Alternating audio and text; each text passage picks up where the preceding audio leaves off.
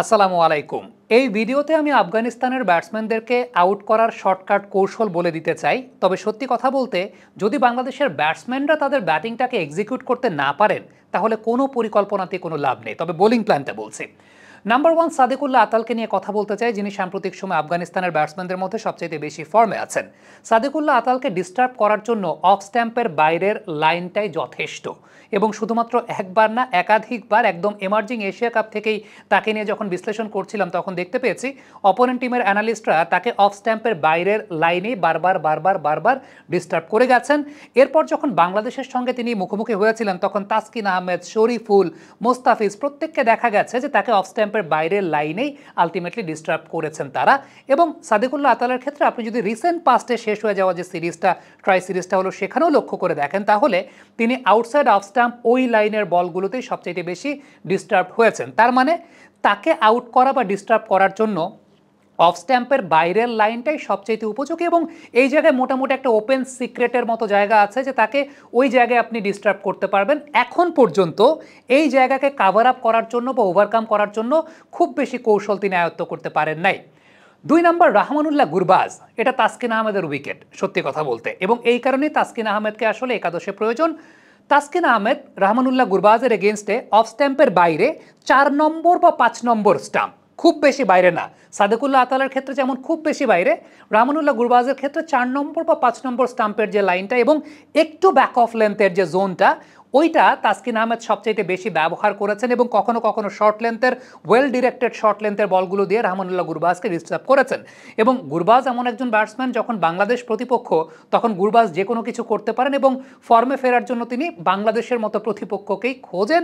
কেন জানি না, গুরবাজ বাংলাদেশকে পেলে আলটিমেটলি খুব বেশি বিধ্বংসী হয়ে যান, যেমনটা একটা সময় আমরা দেখতাম যে ইন্ডিয়াকে পেলে সালমান বাট খুব বেশি মাত্রায় বিধ্বংসী হয়ে যেতেন।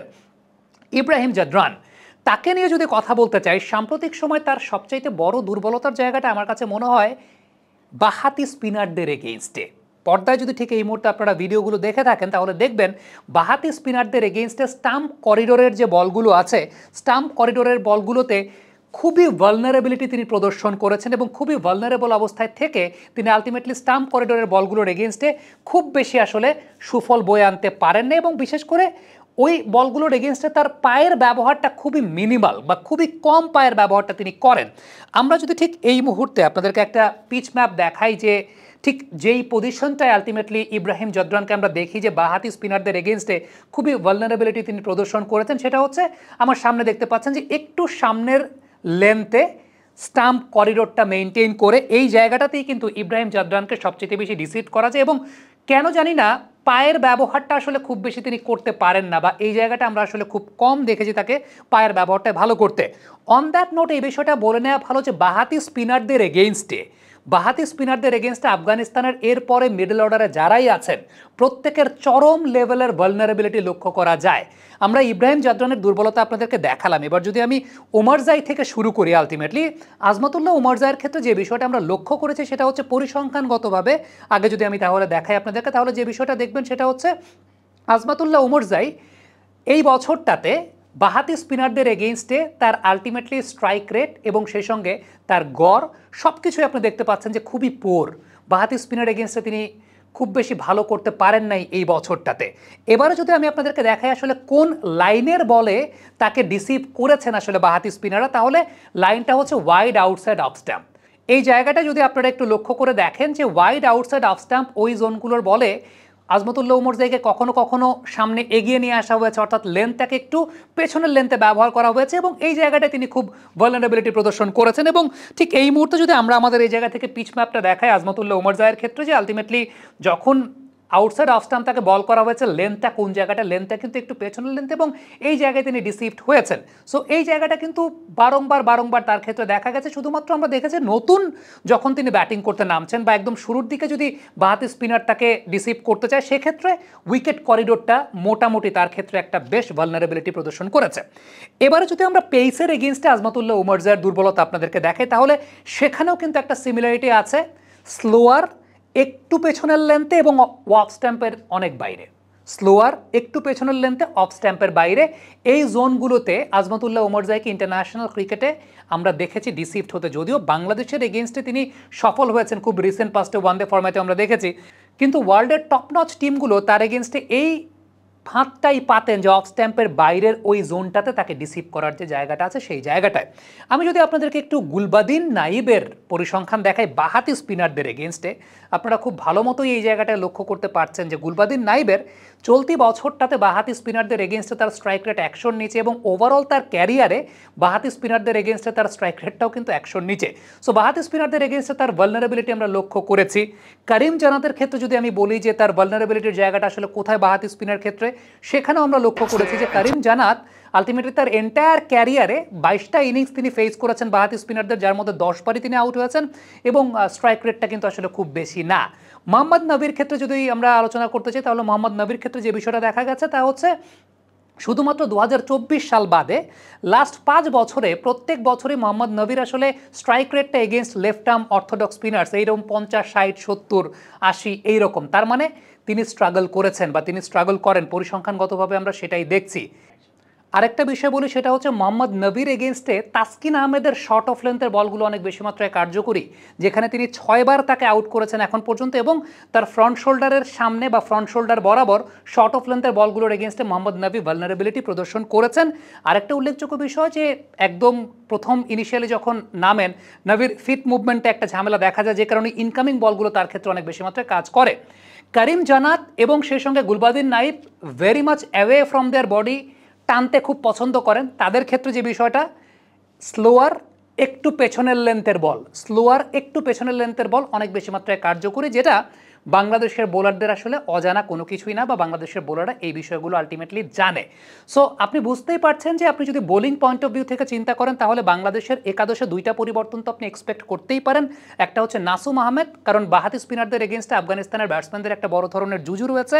দ্বিতীয়ত তাসকিন আহমেদ, কারণ তাসকিন আহমেদ ইনিশিয়ালি সাদেকুল্লাহ আতাল বলেন, রহমানুল্লাহ গুরবাজের তো আলটিমেটলি তিনি একটা জুজু দেখিয়েই দিয়েছেন। 3 নম্বর হচ্ছে মোহাম্মদ নবী। এই 3জন ব্যাটসম্যানকে ডিস্টার্ব করার একটা প্রবণতার জায়গা আছে। রাশিদ খান, তাকে নিয়ে অনেক কথা উল্টাপাল্টা মারেন, এদিক ওইদিক মারেন, একদম আনইউজুয়াল এরিয়া দিয়ে ছক্কা হয়, 4 হয়, খুব ডিফিকাল্ট তাকে বোলিং করা। কোথায় বল ফেলবেন সেটা বুঝে ওঠাটা আসলে খুব ডিফিকাল্ট। তবে রাশিদের ক্ষেত্রে বোলাররা যে বিষয়টা ব্যবহার করেন সেটা হচ্ছে শরীর থেকে দূরে, যত দূরে পারা যায়, মানে একদম লাস্টে ওয়াইড হবে না এরকম জোনে শরীর থেকে দূরে আপনি থার্ড ম্যান, ব্যাকওয়ার্ড পয়েন্ট এসব জায়গায় প্রোটেকশন নিয়ে রাখবেন, তারপর শরীর থেকে দূরে বল করেন, ওর ইচ্ছা মতো মারুক, কী করবে, এদিক ওইদিক মারবে, বল এদিক ওইদিক যাবে, ব্যাপারটা সেরকমই। আদারওয়াইজ রশিদ খানের ক্ষেত্রে যে বিষয়টা ঘটে সেটা হচ্ছে একদম লং হ্যান্ডেলে তিনি ব্যাটিং করেন, এবং লং হ্যান্ডেলে ব্যাটিং করায় আলটিমেটলি তাকে গায়ের দিকে বল করলে পরে খবর আছে সেই জায়গাটায় বল মাঠে থাকবে না, এবং তিনি ডিস্টার্ব করেন আসলে বোলারদেরকে। সো অফ স্ট্যাম্পের যত বাইরে একদম ওয়াইডের দাগের কাছাকাছি অঞ্চলে যত ভালো বোলিং করা যায়, এটাই তার জন্য আসলে শ্রেয়। এখন এই যে বোলিং প্ল্যান নিয়ে আমরা এতক্ষণ কথা বললাম, এই বোলিং প্ল্যানগুলো কিন্তু আসলে কোনো কিছুতেই কিছু হবে না যদি ব্যাটিং কলাপস করে যায়। ব্যাটিংয়ে তো আপনাকে একটা নির্দিষ্ট পরিমাণ রান আসলে করে দিতে হবে, এবং সেটা 160 হোক, 165 হোক, কিংবা যাই হোক করে দিতে হবে, বা আফগানিস্তানকে যদি আপনি 130-40-এর মধ্যে আটকান সেটাকে চেইজও করতে হবে। এখন প্রবলেমের জায়গাটা হচ্ছে ব্যাটিং প্ল্যান তো অ্যানালিস্ট আপনাকে হয়তো বলে দিতে পারে, কিন্তু ব্যাটিং টেকনিক এক্সিকিউশনটা তো ব্যাটসম্যানদের উপরে। এখন ব্যাটসম্যানরা ব্যাটিং টেকনিক এক্সিকিউশন করতে পারেন না, সেটা নিয়ে অনেক কথা আছে, এবং সেই জায়গাটাতে কথা মোটামুটি চলে আসে কোথায় জানেন, বাংলাদেশের ক্রিকেটের ডোমেস্টিক স্ট্রাকচারের উপরে।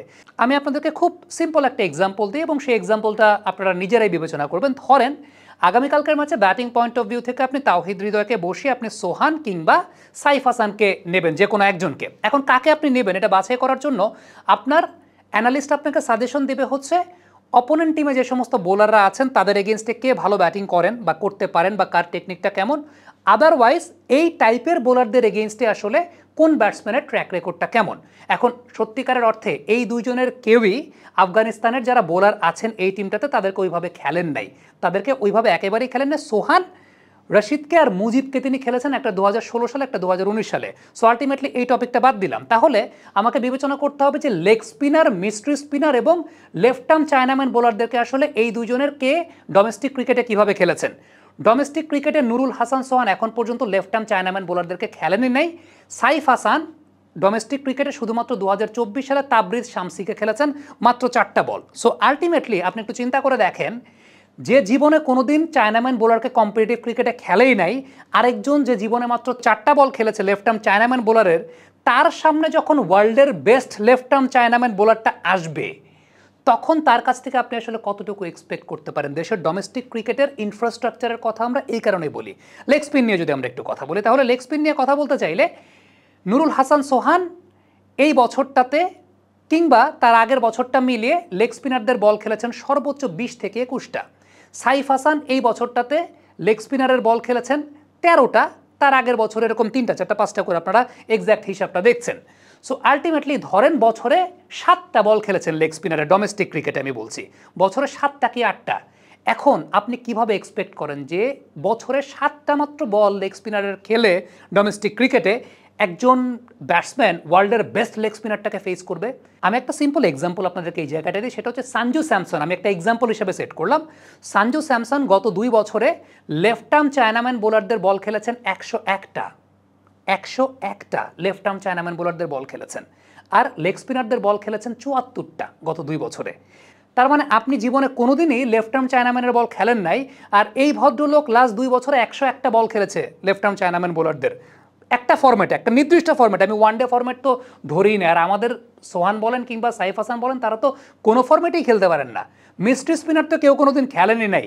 আর মানে সঞ্জু স্যামসনদের মিস্ট্রি স্পিনের কথাও চিন্তা করতে গেলে সে পরিসংখ্যানটা আমি বের করে নেই, বাট সেটাও তাদের আছে। সো আলটিমেটলি নতুন প্লেয়ার হিসাবেও যদি তারা আলটিমেটলি ন্যাশনাল টিমে খেলতে আসে এই টাইপের বোলিং অ্যাটাকের এগেনস্টে, তারা তো অলরেডি কিছুটা হলেও অভ্যস্ত, কিছুটা না ভালো মতোই অভ্যস্ত। সো বাংলাদেশের ব্যাটারদের তো ওই অভ্যস্ততার জায়গাটা তৈরি হয় না। তো খুব সিম্পল ব্যাপার যে ব্যাটিং কলাপস করার পিছনে কারণ এরকম আরও অনেক আছে, যেটা খুঁজতে খুঁজতে খুঁজতে খুঁজতে রুটটা আপনাকে খুঁজে পেতে হবে আসলে দেশের ডোমেস্টিক ক্রিকেটে। আমি বলবো তারপরেও আমাদের যে পটেনশিয়ালিটি জায়গাটা আছে, প্লেয়াররা যে ইনকনসিস্টেন্ট হলেও কিছু কিছু ম্যাচ তারা পারফর্ম করে আউট অফ দ্য বক্স, সেটাতে আমি স্যাটিসফাইড। এবং এই প্লেয়ারদের সত্যিকারের অর্থে ডোমেস্টিক ক্রিকেট থেকে শিখে আসার কোনো কিছু নাই, তাদের ইন্টারন্যাশনাল ক্রিকেটে এসে শিখতে হয়। এই কারণে এই প্লেয়ারদের উপর বিনিয়োগ রাখাটা, এই প্লেয়ারদের সাপোর্ট করাটা, এই প্লেয়ারদের উপর আস্থা রাখাটা খুব গুরুত্বপূর্ণ একটা বিষয়। কারণ আবারও বলি, সঞ্জু স্যামসনরা লেফট আর্ম চায়নাম্যান বোলার খেলে এসেছেন গত 2 বছরে 101টা। সেই জায়গাটায় আমাদের এই 2 ব্যাটসম্যানের কথা আমি এক্সাম্পল হিসেবে দেখলাম যে মাত্র 4টা বল খেলেছেন সাইফ তার এন্টায়ার ক্যারিয়ারে। সোহান কোনোদিন খেলেনই নাই চায়নাম্যান বোলারের বল। তো আলটিমেটলি সোহানের শিখতে হলে ইন্টারন্যাশনাল ক্রিকেট এসে নূরকে খেলেই শিখতে হবে, সাইফের শিখতে হলে ইন্টারন্যাশনাল ক্রিকেট এসে নূরকে খেলেই শিখতে হবে। সো খেলতে গেলে তিনি খারাপ করতেও পারেন, খারাপ করার পর আমি তার সমালোচনা করার কোনো লজিক আছে আমার কাছে? তার সমালোচনা করার কিন্তু কোনো লজিক আমার কাছে নাই। কারণ আমরা আমাদের টেবিলটা, ঘরোয়া ক্রিকেটের টেবিলটা, আমাদের ক্রিকেট বোর্ডের টেবিলটাকে ঠিক করতে পারি নাই, যেটার ইম্প্যাক্টটা বড় মঞ্চে গিয়ে প্লেয়ারদের উপর পড়ে। কমেন্ট বক্সে আপনাদের মন্তব্য মতামত জানতে চাই।